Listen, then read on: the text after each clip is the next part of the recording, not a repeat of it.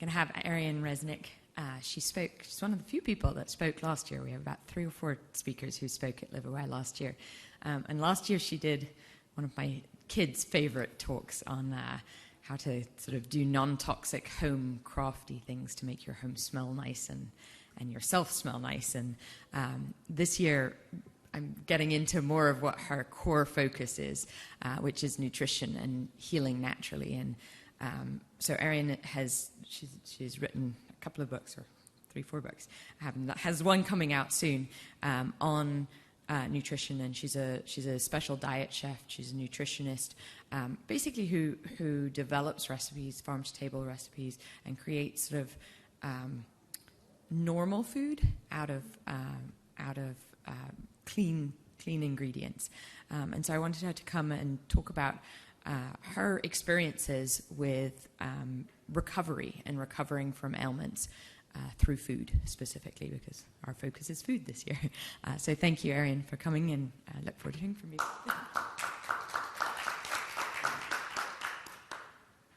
Thank you. Hi, I'm Ariane. That's okay. It's a tough one to pronounce. We are going to talk about foods that you can use holistically to feel better, to be well. We're going to talk about how to use them in ways that are conducive to modern life, which is both time and budget constrained. And we're going to talk about what I consider the most important element of all, which is the emotional element, and how what you feel about what you eat plays into how it works for your body.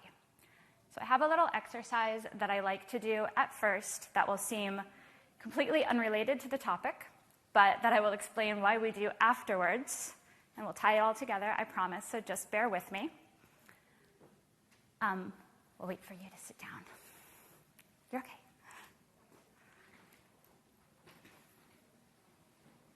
So again, this is going to seem completely irrelevant, but I promise it'll work out. So please get comfy and close your eyes.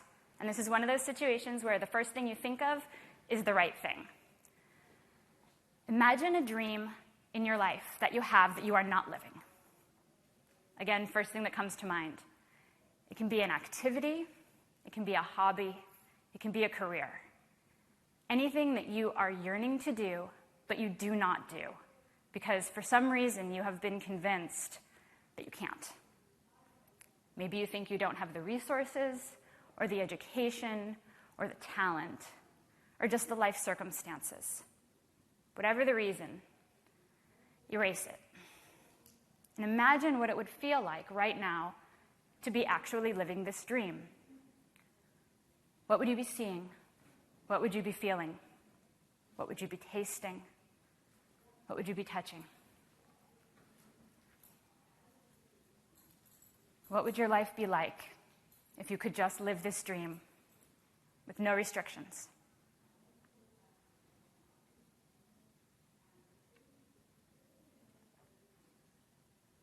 Okay, now open your eyes, please. So my being here right now is proof that that dream of yours 100% can come true, because this is my dream. Speaking with people about how they can feel better, specifically in relation to food, is why I'm here.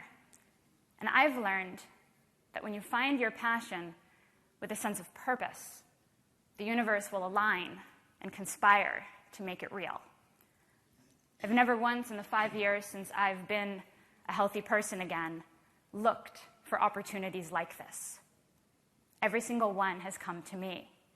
Anything that I have looked for actually hasn't worked out. Any outreach I've done never pans out. But constantly, I'm contacted by clients, media, etc., to do things like this, because this is why I'm here. So, who feels a little bit better in any way than they did before that little exercise? And that is how easy it is to feel better. At any given moment, you have the power to take a breath, think of something, reframe your entire world, and feel better.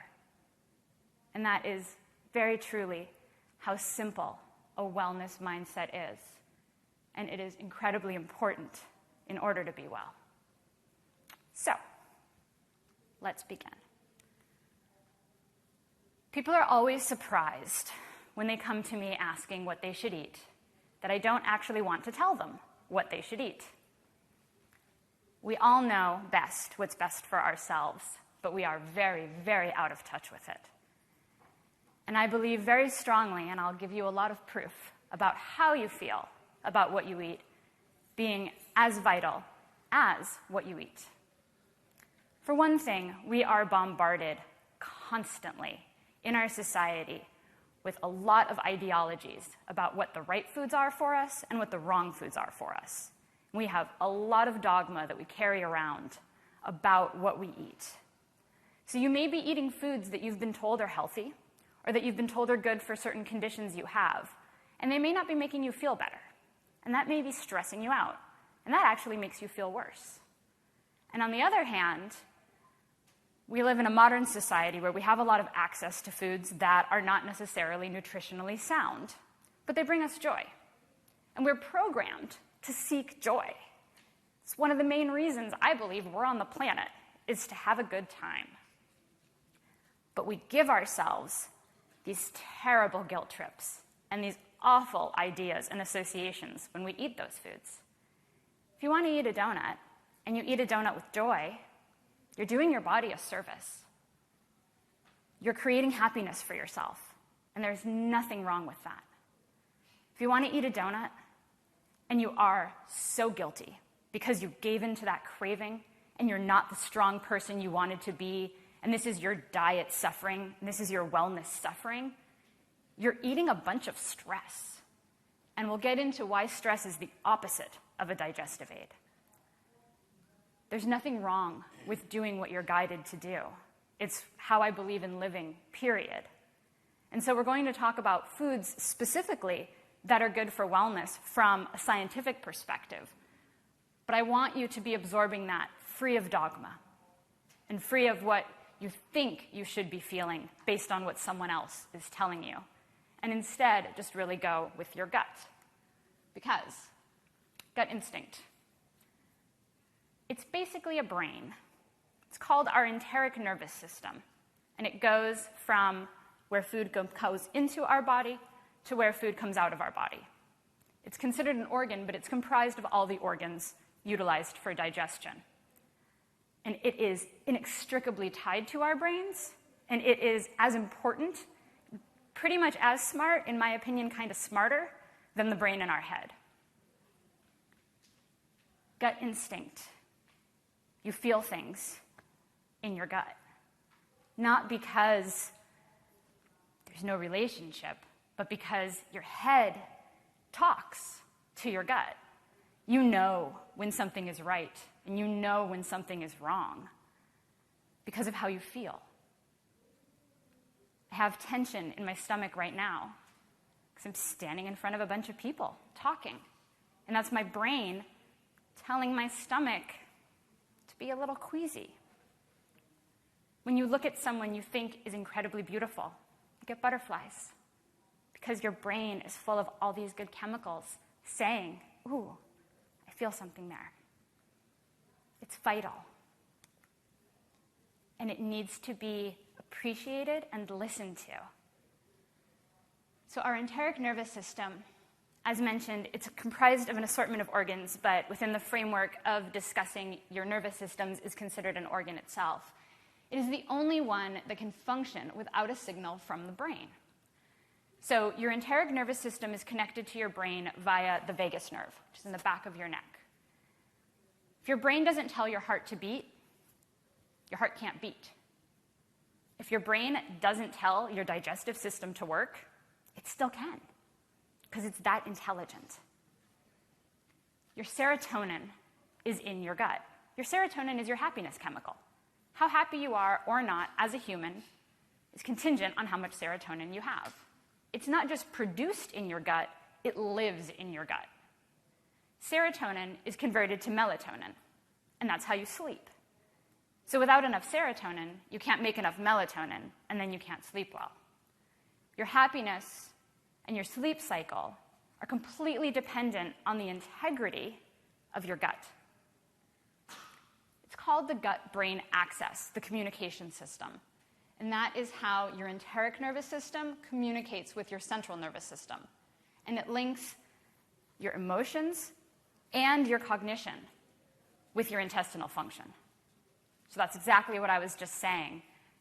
My nerves right now come from my brain. I feel them in my stomach. So what does this have to do with food and why it's important how we feel about what we eat? Because of stress. Stress is made and handled by a hormone called cortisol. Our cortisol has a natural progression and schedule throughout the day and night, every day. We have bulk of it when we wake up in the morning. That's our get up and go. It's our sense of urgency. Hey, today is about to happen. What's on your to-do list? How are you going to do it? How's it going to get done? You're awake. You're alive. As the day goes on, we produce less and less cortisol. The amount of it in our system lowers and lowers until by the evening, we read a book, we watch TV, we do whatever we need to relax. We get sleepy, 9, 10, 11, whenever you go to bed. We go to bed. We have no cortisol happening. It's the opposite. We're full of melatonin so that we can sleep. So when you feel stressed about food, we eat all throughout the day, morning, noon, evening. You feel stressed, you're creating cortisol at times of the day where it doesn't belong. So how does that affect your digestion? As I mentioned, cortisol is the opposite of a digestive aid. And this isn't about specifically, at this point, what you eat. This is about how you feel about what you eat, the energy through which you are consuming your food.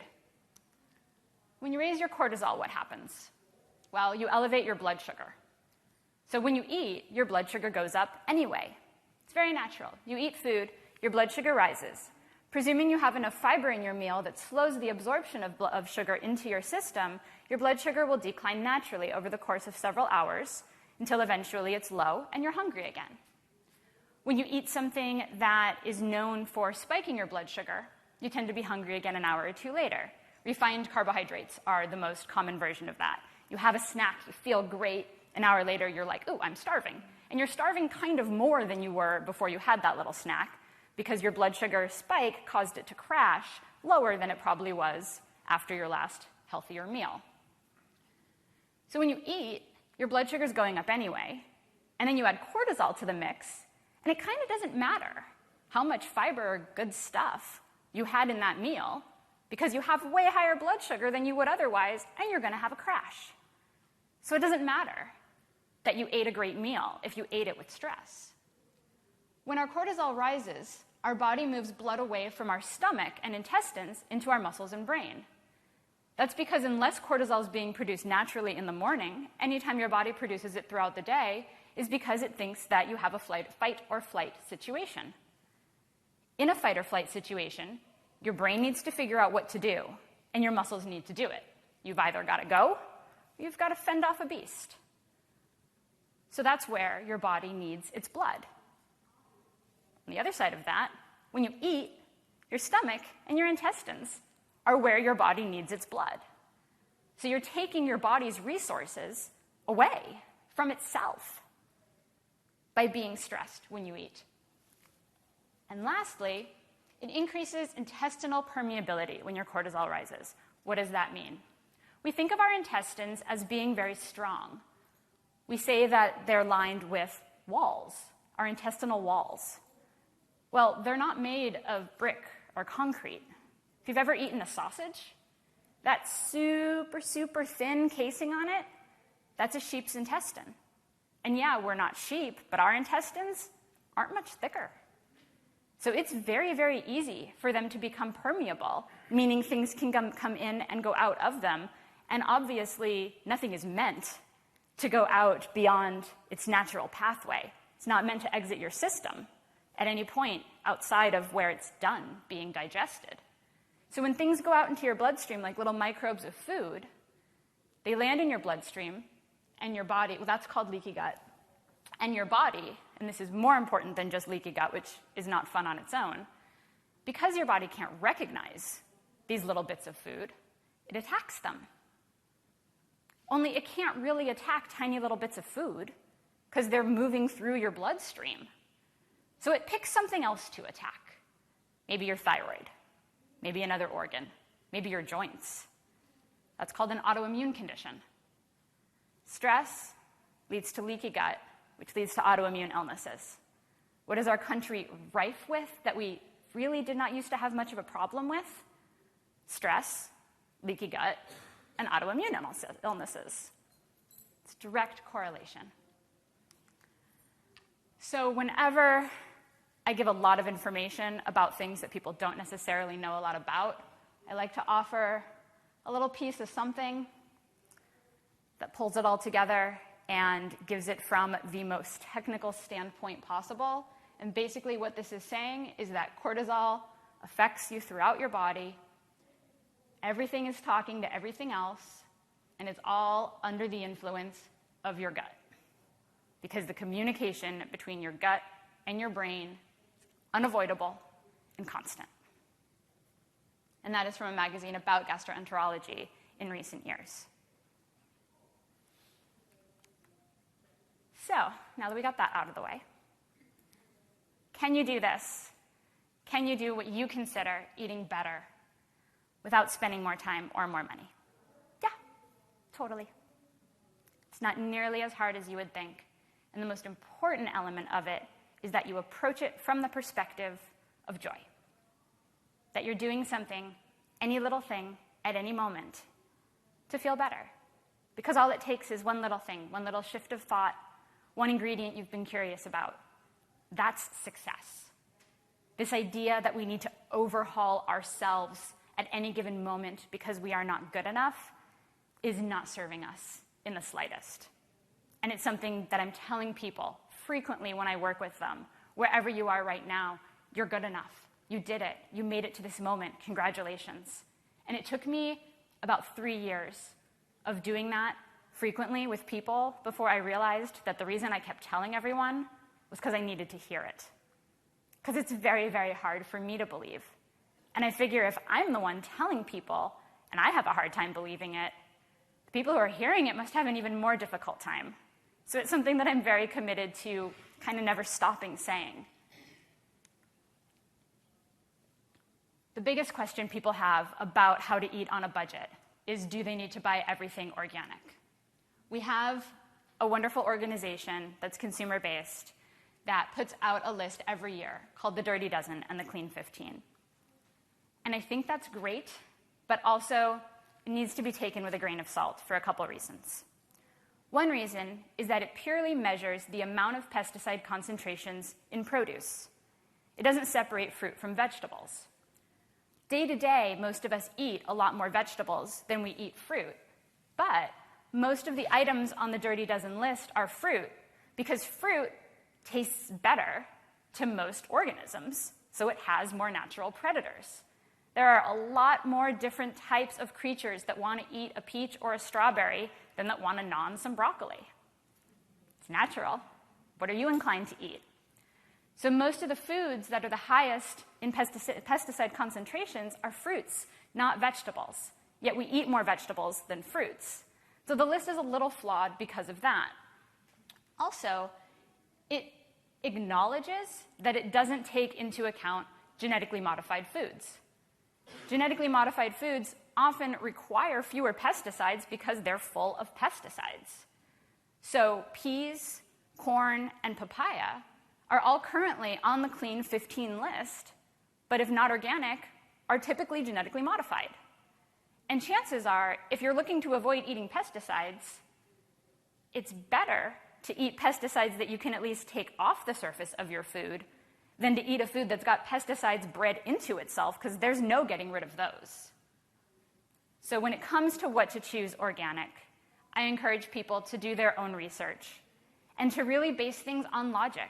Something like an onion grown underground that you're not eating the outside skin of anyway, even if there are pesticides involved, are likely to have very, very low concentrations.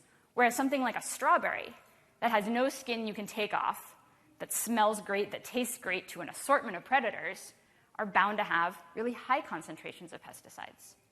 And the only thing that I personally encourage people to always choose organic for is animal products. Grass-fed or pasture-raised if possible. And I do that not only because they're intrinsically more healthy. It's just, at this point, a scientific given. Something like grass-fed beef is high in anti-inflammatory omegas, whereas grain-fed beef is high in inflammatory omegas. Not just because of that, but because so much of what we're doing involving food is energy. And we don't think a lot about it. But personally, as someone who's kind of hyper-aware of too many things in terms of senses, you don't want to eat torture if you can avoid it, because you're ingesting that. And I acknowledge completely there is no perfect form of animal products at this point, just like there's no real perfect form of produce because the world we live in is not the world we come from. But you can do whatever you can afford. And I always say choose smaller amounts of higher quality animal products versus larger amounts of lower quality ones because of that. Other ways that you can save time and money eating in a more healthful manner. Anytime you have the option of a pre-cooked shelf-stable item or an uncooked shelf-stable item, choosing the uncooked item should be you should be realizing that the time you're going to need cooking it is passive time. You're not going to have to stand and stir. Grains, legumes, items that are dry goods, we pay multiple times for to have them cooked. If you think of a can of beans, it's anywhere from $1 to $3. It's 2 cups minus the water, so about 1.5 cups of cooked, ready-to-eat food. If you take a pound of dry beans, it's $1, $2, $3. And the yield that you get from those couple cups is about 8 cups total. So it's about 8 times the price difference that you're paying for someone else to do absolutely nothing but add water to your food. And the amount of time it takes to cook rice, beans, grains, legumes, you're not doing anything. You bring it up to a boil, you turn it down to a simmer, and you walk away for anywhere from 20 minutes to 2 hours. These are foods that do better when you don't touch them. And so when you make a few batches of some very simple, inexpensive foods, and you have them on hand, they'll all last about a week in the fridge once they're made. And then you have 0 time needed when you go to make a meal. And the less time you need when you're actually hungry, the more likely you're going to prepare yourself food versus get on Grubhub and have them bring you food. Freezing food is something that most of us probably grew up with. A mom or a caretaker who on occasion would pull half a lasagna that they made extra out of the freezer and into the oven. We don't really do that anymore. But it does not take a lot more time when you're making something to make an extra one. Many, many foods freeze well. Really, anything that you buy frozen freezes well. Pies, casseroles, soups, stews, all freeze really, really well. So when you make them, if you just make more once a week, after doing that for about a month, you'll have at least a week's worth of food on hand with 0 effort except thawing it. And that's something that we just don't really think of anymore, but helps hugely in saving time and money so that you can be eating better on your own. Anytime you have the option of a perishable item over a shelf-stable item, it will be more healthful. Frozen food versus canned food does not cost more, has a higher yield per package that you purchase, and has infinitely more nutrition. And that's not even getting into the issue with canned foods involving aluminum and Alzheimer's, which is its own ball of wax that has me personally, based on the research I've done, avoiding canned food wherever possible. The only exception I personally make is coconut milk because there is no culinary equivalent. Choosing simpler and bigger goes hand in hand with animal products in terms of being able to afford to buy higher quality. Something like a whole chicken or a roast compared to steaks. Also, passive cooking. Roasting a chicken in the oven, 0 effort. Cooking a roast in a crock pot or an Instant Pot pressure cooker with some vegetables, also hands off. You can eat better quality food and have more of it while doing actually less work. And now, an assortment of foods that I've chosen not because I think they're the best foods, but because they're the foods that I think we don't think of often enough, or if we do think of them, we're not necessarily preparing them in ways that are utilizing the elements that we're choosing them for. And again, I encourage you, there's going to be an assortment of things. Walk away with the ones that feel right. And if you have the idea that you should add something to your diet, but you don't really want to, it's not the thing for you. And again, these are all very simple things that we don't think of within the framework of healthful eating necessarily, but that make a big difference in our day-to-day. Herbs and spices. People are often astounded by the quantities I use in the recipes I create. I do this because I'm generally being chosen to create recipes using really simple whole food ingredients that on their own don't necessarily have tons of taste. And I'm being tasked to create recipes that taste as good as ones involving a whole list of unpronounceables.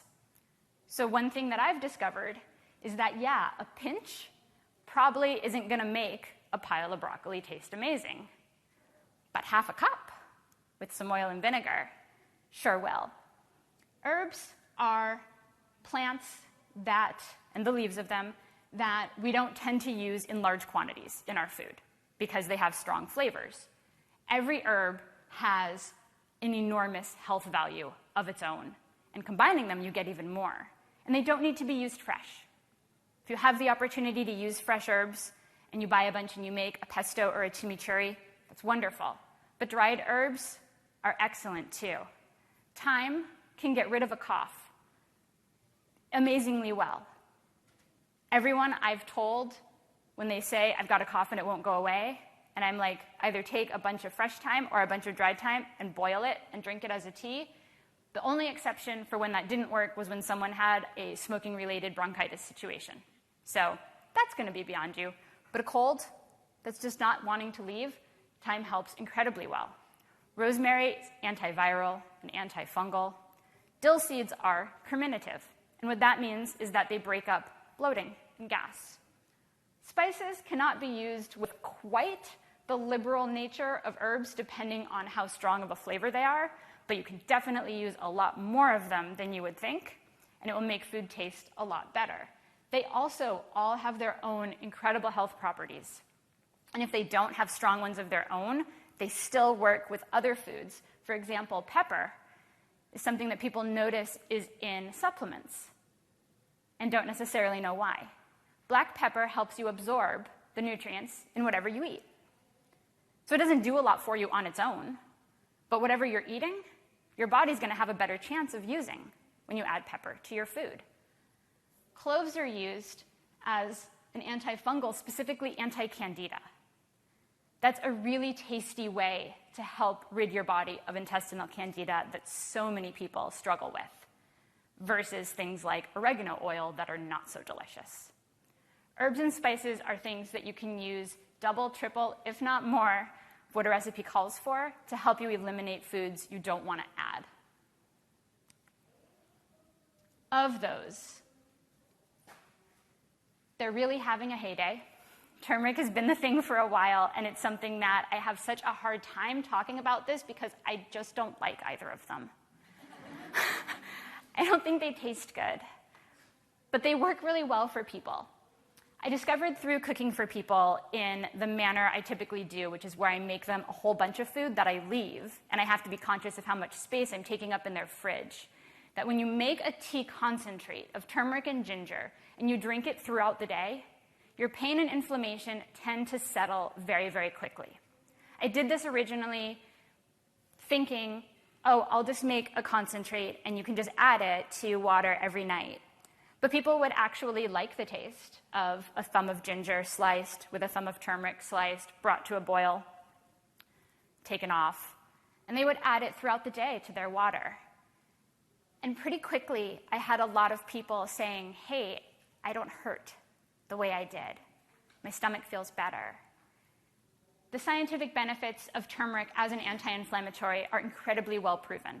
The only way it doesn't hold up is that we thought curcumin was the reason it works so well, but when we extract curcumin, we don't get the same results. And that's because, like everything, things were meant to be consumed in their entirety. Turmeric as a whole holds up incredibly well to study. And ginger is also an anti-inflammatory, eases digestion, eases nausea. And the two together, I've discovered, make people feel better really fast. And the more I thought about it, the more sense it made. Because if I give you a task to do, and I say, hey, please do this thing, and I come back tomorrow, what are the chances you've done that thing? Moderate at best, depending on who you are.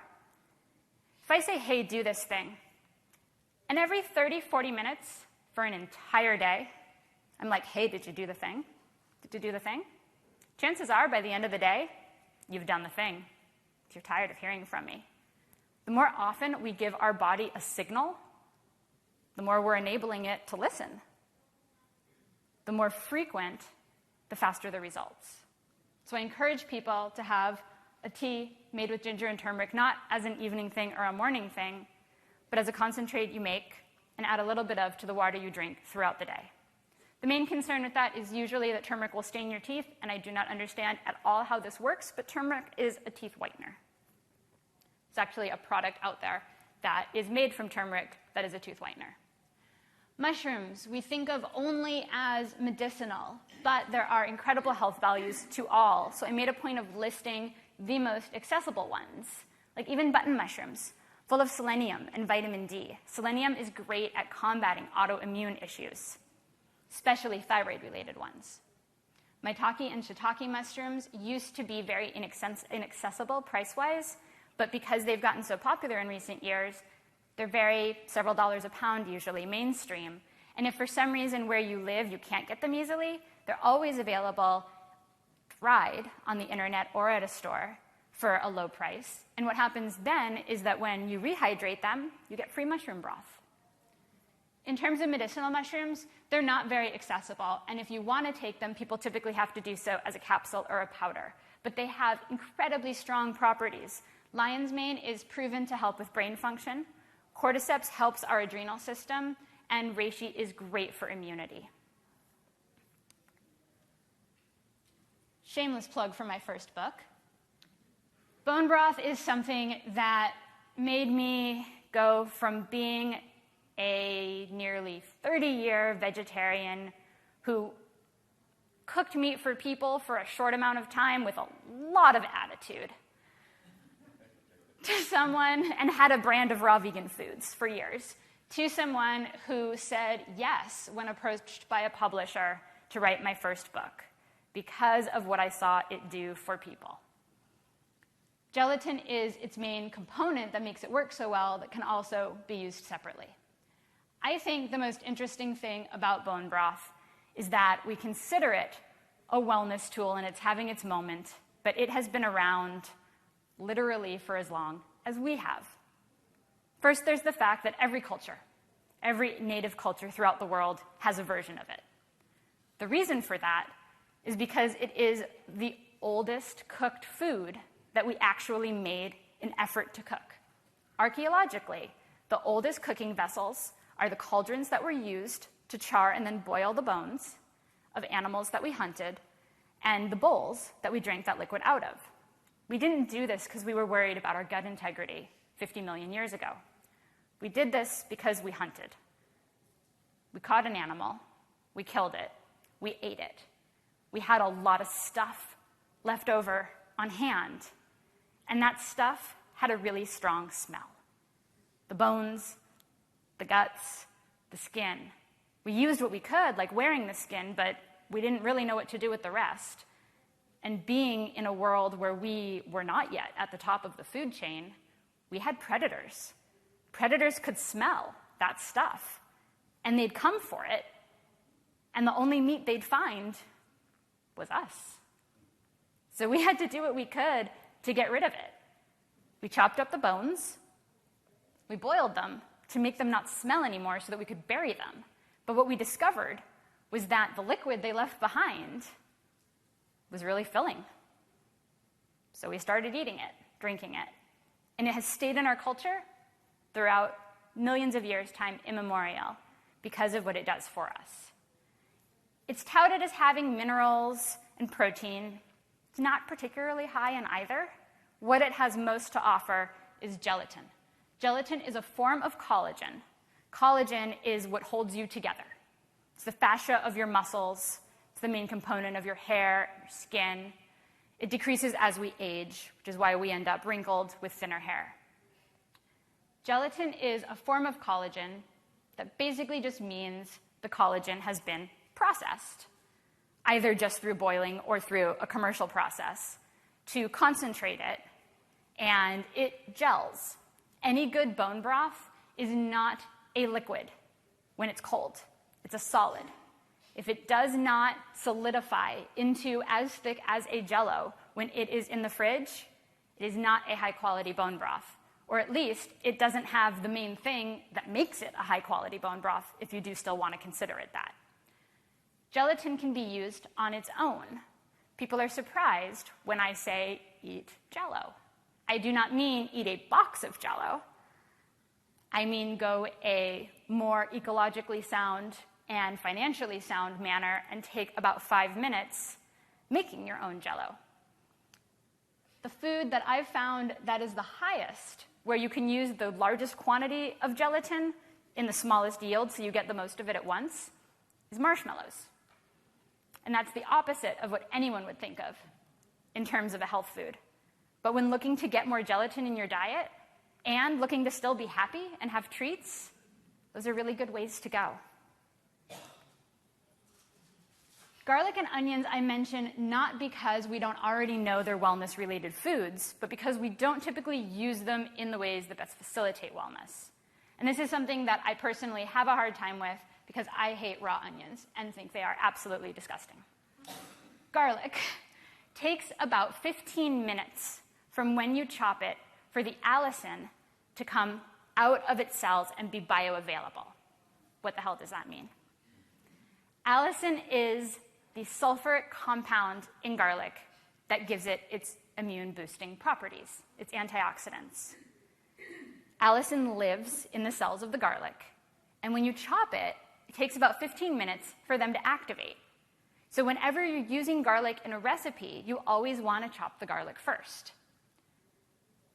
The downside of this is that we use garlic to boost immunity, but the reason it boosts immunity is because of its allicin, and that dies when you cook it.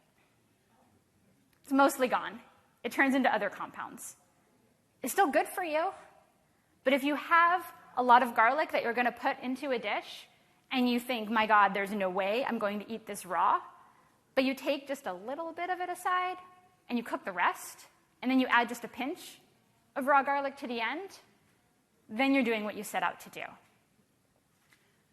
Onions are full of sulfur. They're a sulfur-rich food. Sulfur is what our body uses to produce glutathione, which is where a lot of our immunity comes from. It's immune boosting. The thing with onions that we don't realize is that they have a skin, which obviously no one's trying to eat, but something that I personally am very guilty of as someone who, when I cook for people, really want to get in there and out of there as quickly as possible and end up with a very shameful amount of food waste when I'm done because I'm only using the most prized parts of everything. In an onion, that part outside, just inside the skin, that's where most of the nutrition is. That's where most of the sulfur is. The further you get into an onion, the less sulfur is in it. The bulk of it is contained in those kind of leathery outside parts that you can chop, but they're a pain in the butt. So chances are you cut them off and you throw them away, like I usually do. Also, onions lose most of their sulfur when you cook them. So if you do not detest the taste of raw onions, it's wonderful to eat any quantity of them raw. And then lastly, this is a big one. And it's becoming more well known than it used to be, which is great. When I did an article for a magazine 2 years ago, it was still a revolutionary concept. Prebiotics. We've hit the point in society where we understand probiotics. When I was a child in the 1980s with a mom who ran a co-op out of our basement, and she made me take probiotic capsules, nobody had any clue what they were. But nowadays, they're pretty common. Probiotics are the good bacteria in our gut. At any given moment, the average adult has 3 to 5 pounds of bacteria living in their gut. That's a lot.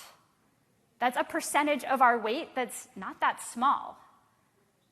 Those bacteria can be anything from, quote, good bacteria to Salmonella and E. coli and yeast. And if we keep the good bacteria, the probiotics, in charge, then the bad bacteria don't have the option to outpopulate the good bacteria and make us sick with terminal and chronic illnesses. So in order to have probiotics in our body, we eat probiotic foods. We take probiotic pills.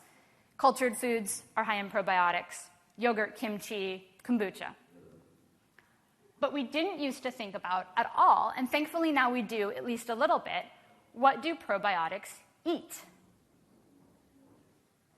No one's thinking about what the diet is of the good bugs in their gut. But you can take a lot less effort to be frequently consuming probiotics if you're enabling your probiotic population to thrive on its own. Probiotics eat prebiotic fiber. It's a form of fiber that we, the rest of us that is not our probiotic population, can't do anything with. It's called resistant fiber or resistant starch because our body, our intestines, have no use for it. Goes out same way it came in. Our body can't use it. It's good for bulk, but we can't digest it. But our probiotic population can. And you can focus a lot less on consuming probiotics if you're feeding the probiotic population you already have. They don't have what's considered a normal life and death cycle because they're bacteria. They tend to only be around for about 3 weeks at a time. But they can replicate. So they don't necessarily continue living on their own, but they do keep growing if you keep feeding them. So these are some foods that are the highest in prebiotics, the foods that the good bugs in us eat. Tiger nuts are fairly new to the market. It's been a couple years. They're not expensive. They're a little tuber. That's what the picture is. And they're very sweet. They make a great snack.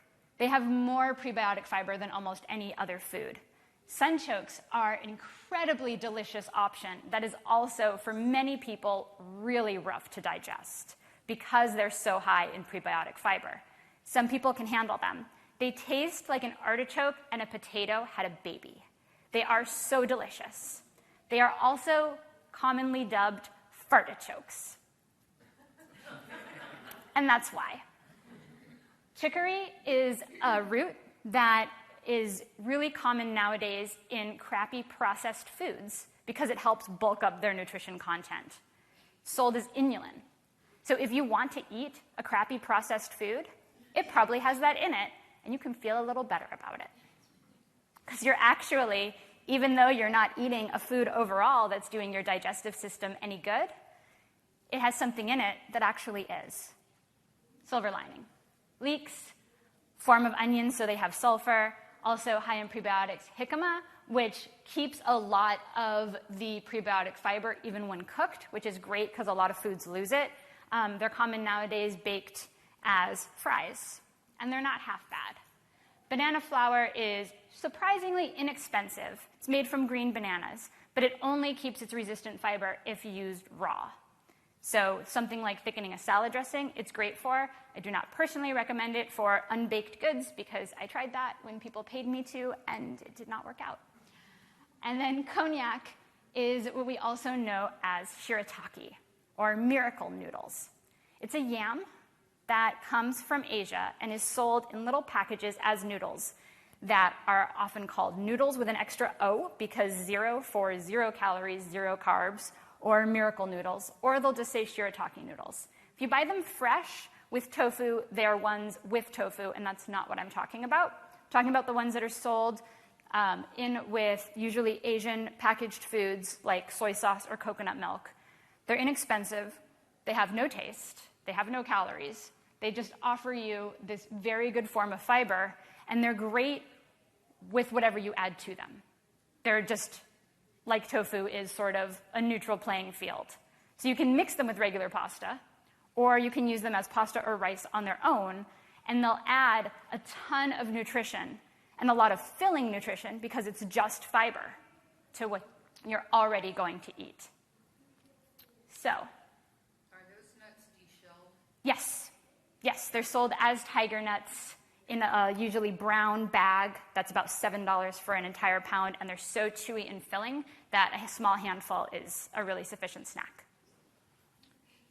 Most importantly of all, whatever you eat, you deserve to be excited about it. This is one of my babies who's really, really into produce.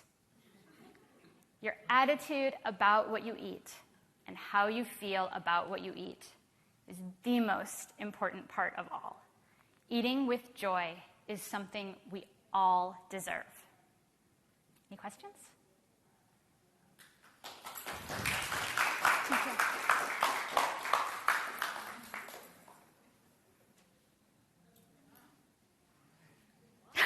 Sorry, no.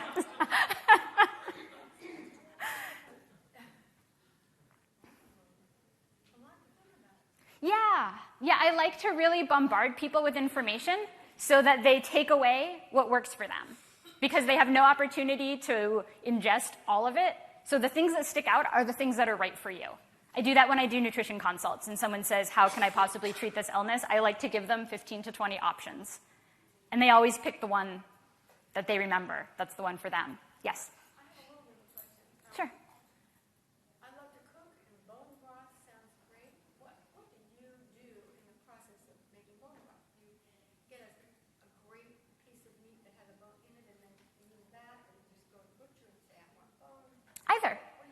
It depends what you're looking for as an end result. If you want to be able to have food along with the broth, then yeah, you cook meat on the bones in either a pressure cooker or a slow cooker. And if you want just the broth, then you would purchase just bones, either marrow bones for beef or bison or lamb, or for poultry, usually necks and backs, and chicken feet. Chicken feet have the most gelatin of almost anything. And the really fun part of them is that no matter how long you cook them for, when you open the pot, they will be face up like a horrible Halloween situation that you will probably never, ever get used to. But they make anything solidify. So if you want food with the broth, then you would want to get like a lamb shoulder where you have the bone and then you have the meat, or chicken legs or anything like that. And if you just want broth, then it's more expensive than it used to be because people make bone broth so much, but it's still pretty inexpensive, generally about $5 a pound at Whole Foods for marrow bones, or $2 to $4 a pound for chicken feet, necks, and backs. And then you want to make sure that it's strictly organic, grass-fed. You have questions about that? It'll say right on there. It'll say at Whole Foods, all the poultry ones, the necks, the backs, the chicken feet, they only sell organic. The bones are generally sort of their usual version, which is grass-fed, not grass-finished, which is still going to be infinitely better than a factory-farmed, corn-fed animal. How long can you keep it? You can keep it up to a week. Typically, the easiest thing to do is to make more than you want and freeze. Yes? I've sent away for bone broth. Mm-hmm. Is that inferior to making my own? I have had a lot of different companies send me broth, and I have never found one that anyone else agreed tasted like when you make it. It's like anything. It's just a little different. If you don't have the option to make it because you don't have the time or you're not a food person in that way, it's a whole lot better than not eating it. So for some people, it's the best choice. And that's the thing with so many foods. We think, is the way I'm going to eat it the best way to eat it? But if you don't eat it that way, are you going to eat it at all? Who wants to eat steamed vegetables? I don't want to eat steamed vegetables. I'm really happy to eat roasted or sauteed vegetables, props to you. And in order to get the nutrients out of vegetables, they're fat soluble, the vitamins. They need to be eaten with fat. So it's wonderful you're steaming vegetables, and hopefully you're putting olive oil or butter on them afterwards so that you can absorb the nutrients in them. But when you try to eat just a plate of steamed vegetables, all those vitamins are fat soluble. Your body can't use them. Whereas when you eat a plate of roasted vegetables or sauteed vegetables that have oil or butter in them, you're giving your body what it needs to use those vitamins. And most of us think they taste better. So is it better to eat roasted vegetables with a bunch of oil or no vegetables? Roasted vegetables. You make a syrup. You can use sugar. I use honey or maple syrup or a combination of both with water where you boil it down. In a mixed stand mixer, you take gelatin and you add water. You let it bloom while the syrup mixture is boiling. Once everything is ready, you turn the mixer on and you slowly add the syrup into the gelatin and water, and then you let it do its thing for about 10 minutes. And you end up with this like super thick marshmallow fluff that you pat down into, with cornstarch or arrowroot or powdered sugar, into a pan and let set, and then cut into marshmallows. And you can use about half a cup of gelatin to make a small pan of marshmallows. So if you think about when you try to drink gelatin in hot tea, as people often do, and it has that weird, silky, grimy thing happening, that's like a tablespoon to a serving. So you could have a tablespoon of gelatin in that way, or you could have marshmallows. You're still getting it. And yes, it has sugar, but chances are you're going to be eating something with honey or maple syrup anyway. You will find recipes on the internet for paleo marshmallows that are sugar-free, made with stevia or erythritol. And the thing about those is that you can make them, and it will look like it actually happened. And then when you put them in the fridge to set, they disappear. And what you're left with is like that big. And you went through all that work, and you accomplished absolutely nothing. So I really encourage people to use stevia and erythritol in ways like in your coffee. I do that every morning. But really take caution when you see recipes with it, because they just do not perform the way natural sugars perform.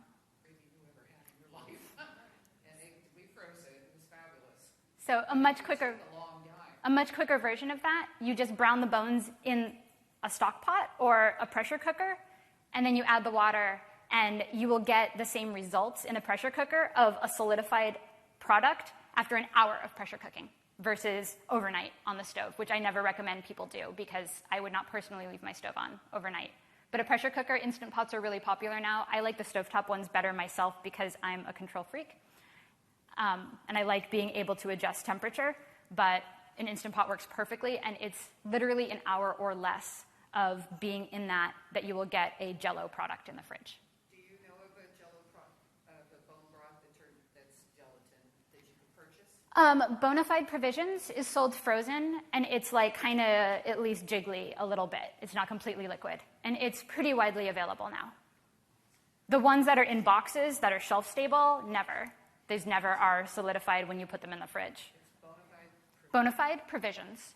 Yeah, they're in the freezer section of grocery stores, usually on the bottom shelf.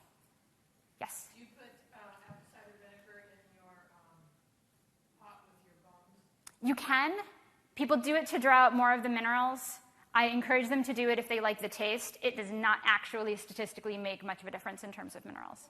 No. The mineral content of bone broth is good because it's bioavailable, meaning you don't have to do any digestion in order to get it because it's a liquid, but it's not high.